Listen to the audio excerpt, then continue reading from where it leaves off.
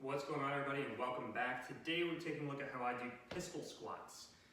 But first, and always, you should never perform any exercises you see on the internet unless you've been cleared by a medical professional to do so. I don't have any pain, numbness, or tingling or anything like that when I do these exercises. If I did, I would stop and immediately talk to a medical professional because that's a sign that something other than exercise is likely going on. Now let's get into the pistol squat. Why am I doing it? What's the purpose of it? What is a pistol squat? What's the history of the pistol squat? No, I'm kidding. We're not going to do the history of the pistol squat. A pistol squat is an exercise where you have one leg staying in closed chain with the ground. And get off my shoes. And the other one out in front. And what you're going to do is you immediately notice you have to stabilize, right? Because you're going to go, oh, I'm on one leg now. What am I going to do? Well, you have to activate your glute med. Rotate that foot down, almost like you're trying to grab the earth with your toes and screw your foot. That's going to fire your glute med. And then you're going to have to bend the knee, come all the way down, light touch, and then come all the way up. That's a pistol squat.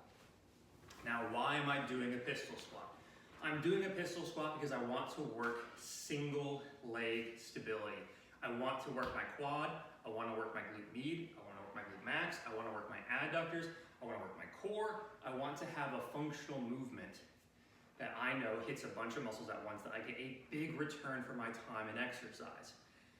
It also helps with single leg loading. And one of the things that I'm becoming increasingly more focused on in the gym is single limb loading. I want to do one arm bicep curls. I don't want to do two arm bicep curls. I want to do one arm military overhead press. I want to do one arm cleans and presses with kettlebells. Why? Because I know that I have imbalances from my right arm to my left arm. I know I have imbalances from my right quad to my left quad. I want to find them, I want to crush them, and I want to make sure that my legs are as close to equal as possible. So, pistol squat allows me to do that. It allows me to find, again, diagnostically, is my right hip weaker than my left hip? Am I having a harder time? One of the things you'll see when people go to do these, when I go to do this, is my hip popping out when I'm trying to come down. That's a sign of weak hipness. You want to keep the hips in line, and you want to come all the way down. You see my knee comes in and out there, that's not good. And up, versus, watch this hip. This one's a lot harder not to pop out. You see immediately I want to get into this position. But here we are, I'm going to try and stay upright. Watch this hip. It's going to buckle, yep. And now if I try and come down, it's different than having it pull up and underneath me and then coming down. In case you can't tell, my right leg is the weaker, significantly, because this hip wants to pop right out. It also doesn't help that my quad's weaker too. So when I go to do these, I will fight to keep my hip from popping out. I'll get down as low as I can, and then I come on up the leg. Now, the way that I like to dose these for myself is if I know I'm having a rough day, I know my balance isn't there, I'm going to start with the highest surface that I can find. Generally for me at the gym I go to, that's a 20-inch box or a 24-inch box. And I start getting used to those. I let my quad tend to warm. This is not the first exercise that I do, by the way, when I go to the gym to do legs. I progress to this because I don't want to immediately flare up my quad or patellar tendon and say, good morning, here's the hardest exercise I can give you, let's go. One of the videos I just posted on Patreon, by the way, has this ranked as the most difficult exercise you can do for your knee joint, your patellar, and your quad joint. That's on Patreon if you want to check it out. And I think it also might be on the podcast too if you want to check that out. So I'm not jumping straight to that, but this is something I built up to that I allow to work everything. And I usually do it loaded, so let me grab a little weight from it. Let's see. I'll do 10 pounds so you guys can't say I'm a sissy. And what I like to do is 3 sets of 8. So I like to hold it right here, center of chest. Let's do my left leg because it's my good one. Screw that foot down into the earth, rip with the toes, and come on down. Find the bottom of motion, light touch, come on up, driving through. And again, if I start having any sort of knee pain with this, because I'm definitely having knee instability as my muscles have to fight in order to help me, if I have any sort of knee pain, I will stop and immediately start doing stretches and stuff to try and figure out what's going on. Because I don't want to strain my knee, because I need to use my body all day, every day in the clinic in order to show people what they need to be doing, and I need to be mobile. Whoop, see?